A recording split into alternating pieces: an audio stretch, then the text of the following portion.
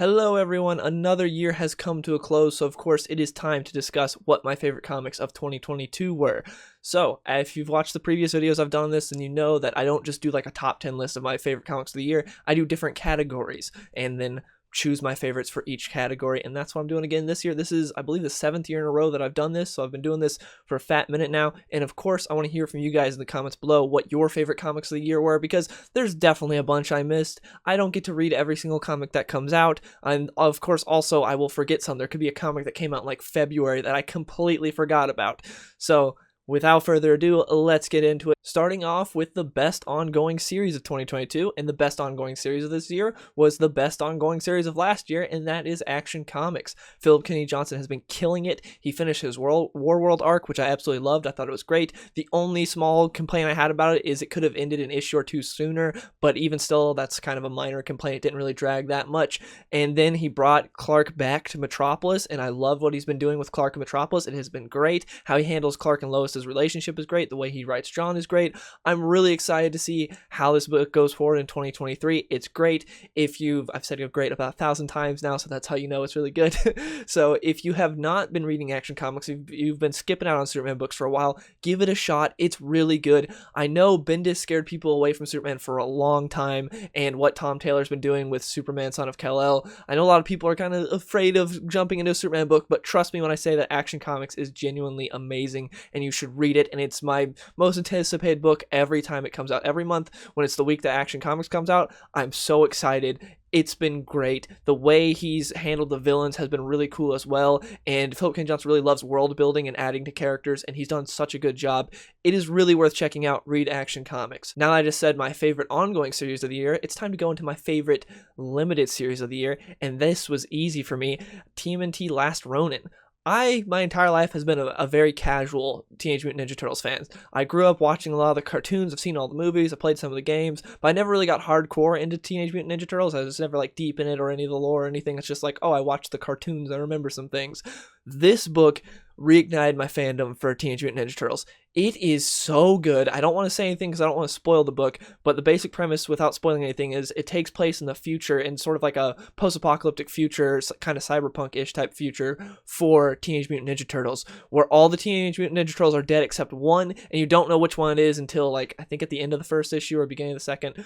Early on they tell you, but for a good bit there you don't know who it is, because it's not, the Ninja Turtle is not wearing the colored headband, so you don't know who it is, and they're going around, and also they see, like, they have hallucinations of their brothers, and it's great, the commentary that the other brothers give them in their head, and there are some other characters that show up, and there are some others that are already dead. You get some backstory. It's so good. It's just so good because it's been taken, like, New York has been taken over, and it's up to this one last Ninja Turtle and some of his friends to try to take it back and try to fight for what's right. And I'm being very vague because, again, I don't want to spoil anything. You really should read it for yourself. It's very, very good. It also, if you are a fan of these characters, then you will, there's a little of a tug of the heartstrings there if you do like these characters. And even me, again, as someone that's like, I like Teenage Mutant Ninja Turtles, but I've never been really super into it, I got a little emotional reading the book. I was like, oh man, when stuff happens, and it's so good. Read Last Ronin. It is so good. There's a nice hardcover they put out for it. Read it. It's well worth your time. Speaking of emotional books, my favorite one-shot of the year was very easy to decide, because when I was thinking about what the best one-shots of the year were, I was like, there weren't a whole lot of good one-shots, but there was one really, really good one-shot, and that was the Flash 2022 annual, Love on the Run. This thing was amazing. It was so good. Jeremy Adams, I heard, has been killing it on Flash. I haven't really been reading it that much. I plan on picking up some trades, but I did read the annual, and the annual was fantastic. So Linda Park, Wally West's wife, is a writer, and she wrote a romance novel. And Wally's been putting it off. He hasn't read it, but now he has a day where he has some time and he can read it. So he's like, okay, I'm going to put some time away, and I'm going to read this book. So he reads it, and we get to see what the book is about, and it's really good. It's so well done. It's essentially Linda has put together like certain aspects of their life into a fiction book and written about it, and it's done so well, and it's really good, and it is a very emotional book because those two have such a good relationship. I will say, if you're a Peter Parker Spider-Man fan, you may want to skip this one because you'll just be thinking, why can't I have that for my character? Because, Wally doesn't have Paul coming around wrecking things. But it is, oh man, it's such a good issue. It's so good. And the artist, Serge Asuna, I don't know how to pronounce his name. Sorry, his or her name. I think that's a guy's name. Sorry, I don't know. I have, this is, I think, the first thing I've read with their art. So good. The art in this book is fantastic. The writing's fantastic. Everything about it's top notch. By far, my favorite one shot that I read of the year. It's really good. Go check it out. Now on to the best single issue of the year. We just did the best one shot, now best single issue, and this is also something related to Flash. It's Rogues issue number 4. This is the finale issue of Rogues. Rogues is a Black Label book written by Joshua Williamson about the rogues in the future. It's like in the future when the rogues have kind of like old and retired and gone their separate ways, and they're getting back together for one last job. And the job is there's gold under Gorilla City, and they're going in there to steal it because they're tired of working like normal people and just being losers. They want to get back to their former glory. They want to get gold. They want to be rich. And so they have to break into Gorilla City. A lot of things happen. It's amazing. The series overall is great, but issue 4 is so good. So much happens in issue 4. It is fantastic. Holy crap. Issue 4 is nuts, and it's amazing. And I liked Joshua Williamson's Flash. I know some people didn't. I think even if you didn't like his Flash, you would like how he portrays the rogues in this, though. It's handled so well, and yeah, Leonard Snart is just, man, he does a great job with Captain Cold. Read this book. Now you may be wondering why I didn't mention the artists for that book, and that's because I'm going to talk about them right now because they were my favorite in another category, which is the favorite artist I discovered this year. So this is a category where if there's an artist I hadn't really ever heard of before or read any of their work or anything, and I discovered them this year, that's what this is for. So they could have been a part of the comics industry for decades, but I never knew about them till now. Well, for me, that's Leo Max. I think that's how you pronounce the name. He did the art for Rogues. Now, I did read one issue of Basket Full of Heads when that came out like a couple years ago, but I don't really count that. So I'm going to say this is really the year that I really discovered this artist because that was like one issue randomly that I read that he did some art on.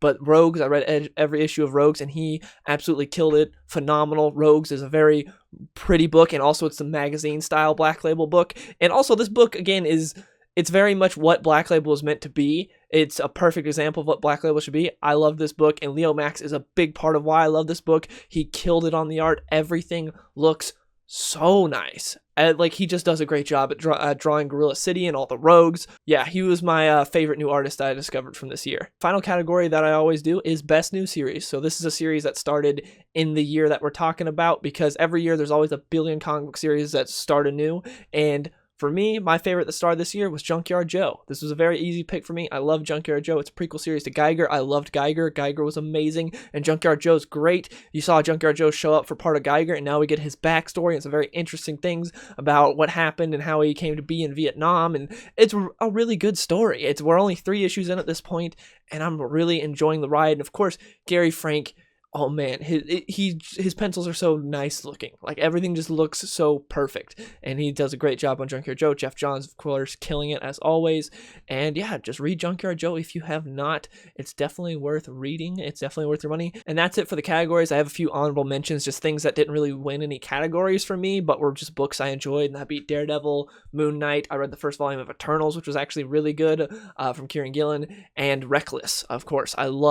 I always have to mention Ed Brubaker and Sean Phillips. Those guys are just a killer team, and what they've been doing with Reckless has been amazing. I believe they had 2 or 3 volumes of Reckless come out this year, and each one was great. I love it. They even did something that's really hard that a lot of people can't do, which is they took their main character, sent him on his way for 1 volume, and did it about a side character.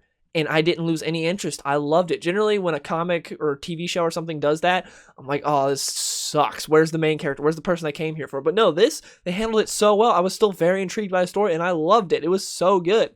So yeah, Reckless, read it. Read anything from Ed Brubaker and Sean Phillips, to be honest. But the stuff they had come out here, I believe they only did Reckless this year. So yeah, check out Reckless. Also, I wanted to quickly mention Deadly Class. That ended this year. A great series. Went on for 56 issues from Rick Remender and Wes Craig. Just loved it. So good. I like the ending. You know, it's nice when you have an indie series that is great throughout and keeps up the quality, and I really enjoyed it. And it was just, Deadly Class was really good. Sad that it's over, but happy with how it ended. And yeah, not really much Marvel stuff this year. I haven't been interested in a lot of Marvel stuff. Like I said, Daredevil and Moon Knight are both great. And yeah, in Eternals, the first volume is what I read. I can't say anything past that, but the first volume was really good. But yeah, I've fallen off on a lot of Marvel stuff because like I'm generally more of an X-Men guy when it comes to Marvel, and X-Men kind of just sucks right now.